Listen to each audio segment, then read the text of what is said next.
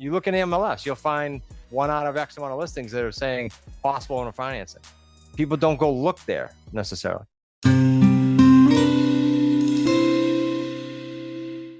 I got something now that we're on mortgage brokers. Your message to me in the call critique. I don't know if you remember that call. She was a broker. She was wanting a down payment. We moved the conversation. Originally seller finance. We moved to AO, and you said just maybe go out as like a purchase and sale with her. Oh, the one I just did recently. Yes. Yeah. Okay. Yeah. Yes. Now, my question is more around the purchase and sale and how is that structured intertwined with. I meant to bring that up. So this is good. Kyle brought it up, and I'm going to make a note. DNS versus AO. Okay. The only reason I was going there is, excuse me, that it was the older lady sitting in the room, right? Yes, Daisy. Yeah. Yeah. Super like, this was just, I want to paint a scene for these guys in the Call Critique channel if you want to listen to it. She's an older woman sitting there with a broker or a friend? That's her property manager. She's the broker. Okay. He's the property manager. Okay. The older woman was definitely open to and savvy and understood owner financing and had a bunch of notes out there she held, and she sounded older.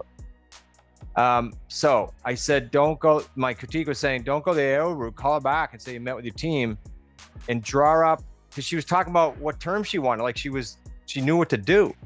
Draw up a purchase and sales agreement. And Kyle, let me make believe you're her. Let's drop a purchase and sales agreement with you, Kyle, for exactly the terms you want. So this behaves and smells like an AO, but you're gonna see the difference. It's exactly the terms you want. I'll bring it to market. I'm gonna mark it up or do what I gotta do to make my money. You're gonna get your terms that we outline in the agreement. And I'm gonna bring any and all buyers back to you. And we're gonna decide if they're viable options for you. And if they are, I'm gonna take that agreement that you said this is what you want. I'm gonna assign it to the buyer and they're gonna step in my shoes. I'm out. You just get an assignment fee. Okay. Sergio and I did this in Florida, and I think we got like 52 grand. Let me give it context, and then we'll go back to agreement wise. The context of it was, this guy said to Sergio, here's what I want. And Sergio's like, all right. So we marked it up like we normally would for a tenant buyer. An intelligent buyer came in with a lot of cash and said, I think he had like 100. And he said, the monthly's too high because we had to mark it up to make this deal work. And he said, well, I got a question for you. What if you pay me an assignment fee and I assign my agreement to you? My payment with the buyer, with the seller is only like, I think it was $1,500. The guy's like, yeah, I'd love that. So we just assigned our purchase and sales agreement, and now he's in our shoes with the purchase and sales agreement. So instead of taking the buyer in for rent to own, getting them all signed up and then assigning that buyer package over to the seller, you're actually taking the seller's agreement that you have. You're assigning it to the buyer. They just step into your shoes. Now they have to do what you were going to do in the P&L, not a rent to own. So owner finance. Okay. So it's just a straight owner finance deal. Yep. And you're only going to look, the lady kept saying to you, if I recall, I want, was it 20% or 10, 15? Yeah, she was on 20. She was up there, but we'll talk about the 10 and 15 and. Yeah. So here's reality. You write it up at 15 or 20, whatever you can get it down to, right? You go get a buyer.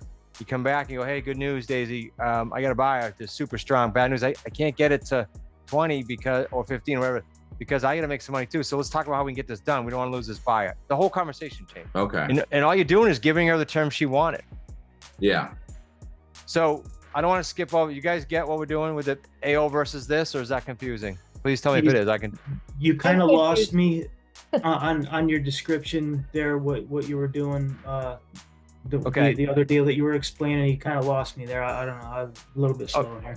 No, you're good. I do it fast. So it's in my brain, John. Doesn't mean I say it right. Let's stay with Kyle's guy instead of jumping to Sergio. Just giving you an example of how it worked. But Kyle's gonna please Daisy, who's experienced, and write up that purchase and sales at, what's the sales price, Kyle, that she wants? Well, let's just say $500,000, guys. Just, yeah. And then he's gonna try to say to her, hey, let me try it at 15. I think it's still a little high, but let me try it at 15% down. So the purchase and sales is gonna say $100 deposit. Balance of that 15% is gonna be at closing. And then the difference is gonna be owner finance. He's gonna write all that up in a P&S as if he's buying it. But the title is going to say Kyle's company or assignee, because he's going to assign this. He's telling the owner, that's what I'm going to do. Then he's going to go to market, just like he would rent to own. It's a little different. It's going to say owner financing with the right deposit. The terms are going to be a little more specific. A buyer steps forward. He's completely transparent with them. Hey, I got this under agreement with the understanding that I need to help them find a buyer, and then you can step into my shoes. here's my agreement. This is what I got. But it's going to require you to come up with X. And X has to be more than she needs. So instead of 15%, it might be 22%. And that would give him the excess he needs above the sales price too. I got Because you. he has to make some money. It's basically an assignment fee he's always getting. And what I is got the you. difference between an AO then and this? What you're suggesting to Kyle? Yeah. I- So the difference is because this lady wants owner financing and is savvy to do it and has done it, he's going to write that up. And that buyer is literally going to, best way I can say it is that buyer's going to step into his shoes and step into his P&L that he wrote up with the lady. Mhm. Now that buyer is going to close the deal and do the owner financing deal with that owner. Not a rent own, Gotcha. just like Kyle would have. Oh, okay. I understand now. Okay. And then Versus an AO is like, I get a rent own client or buyer, and I sign them and I take them and I assign them over to the seller. Okay. That's the difference. Go ahead, Kyle. And then as far as marketing it, it's still on our same rent to own market, right? A little different, only because you are truly trying to get her a owner financing person because you wouldn't own a finance. I agreed with her in the call. Like you wouldn't own a finance and give up your title unless you're going to get 15, 20, that's my head. I don't like to do it unless I get 20. So you could say to her for expectations, Kyle, look, what this will also do for us is we might find someone just outside of affordability and we could start them as a rent own, Daisy. And then we can convert them to your terms. So you let her know that, hey, this might happen. If you're open to it, let's see what's out there. You know what else that invites? That invites maybe you staying in later. You just don't know. Keep it totally flexible. I'll look for your ideal. Let's see what I find. I may find someone that needs a little more time. I may find whatever. Because I guess my question would be her come back, okay, well, where are you going to market to? If she's already a broker, she's going to take it to her regular market.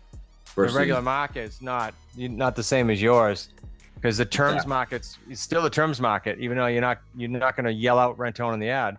If she's okay when you say, I might find someone that wants to do an interim rent own, and before they do this, and she says yes, that now you've got a huge marketing campaign that she can't touch. Rent own and owner financing.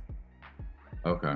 Because she's a broker, but she's not like the conventional world, Kyle, doesn't, very rare for, you look in MLS, you'll find 1 out of X amount of listings that are saying possible owner financing. People don't go look there necessarily. It's just different. Okay. And what does she get to lose? Think of that. It's your dime, your time.